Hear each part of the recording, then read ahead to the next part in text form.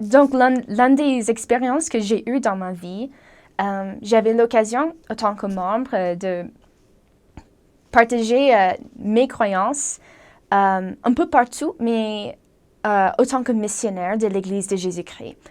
Et ça, ça me fait beaucoup de joie. Ça m'a donné de joie et un but dans ma vie. Et j'ai reçu mon appel de mon église pour ma mission. Et j'étais appelée à servir dans la mission française de Paris. Donc, j'avais vraiment hâte et j'ai pensé, oh, bah, cool, tiens, c'est cool. Je peux aller en France, c'est cool. Et puis, je suis allée là-bas.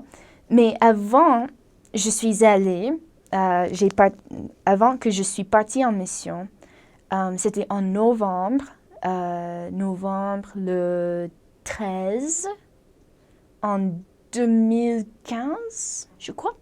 Il y avait bien sûr l'attentat à Paris. C'était vraiment malheureux et il y avait beaucoup de monde qui était vraiment triste, qui a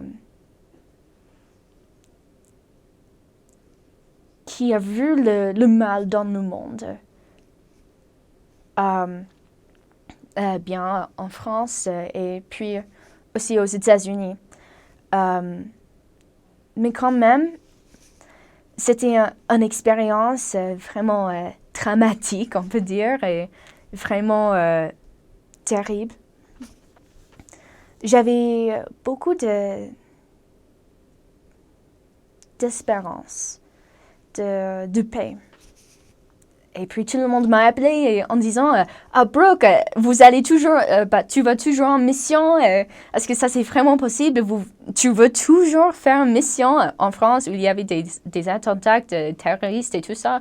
Et puis j'ai dit bien sûr oui. Et tout le monde était juste comme pourquoi tu veux faire ça? C'est dangereux et tout ça. Mais je me suis dit et je les ai dit que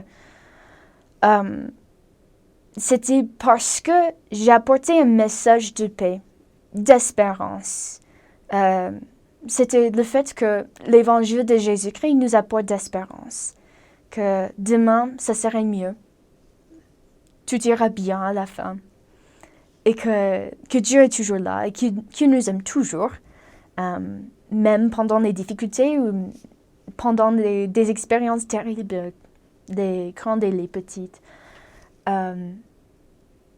Et en souvenant de ça, je suis allée en mission. Et parce que j'ai fait cette décision, il y avait beaucoup de monde j'avais eu l'expérience de rencontrer et de partager ce message d'espérance. Et même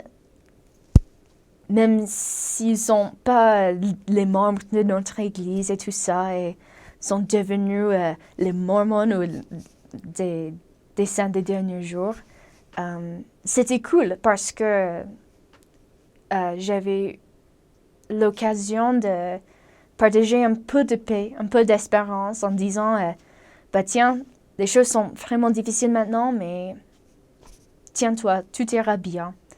Tout ira bien à la fin.